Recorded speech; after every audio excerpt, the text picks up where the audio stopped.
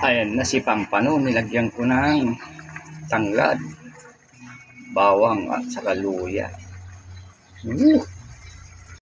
Ayun, okay na siya. Yan, sampulan na natin. Yan o. Isa tayo ng bawang sibuyas, and then luya at saka carrot. Isang maigi, lagyan ng tubig, yan, ng asin, paminta. Ayan, depende na.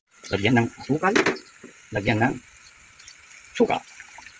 Ilagay nyo na rin yung bell pepper. Kung gusto nyo yung malapot, lagyan nyo ng konting cornstarch. May tubig. Ayun, lumapot na. Okay na po, ang kukunin lang natin dyan is yung isda. Tapon na natin yung mga nandyan sa baba. Ibuhos natin dito. Yan o. Yun. Quality o. O, di ba? Ayan. Ayan, my finished product. Sweet and sour sauce. Natural. Yan o, yung laman.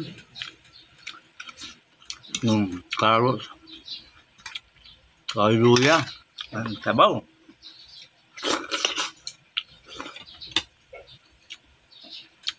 Perfect. Sabi.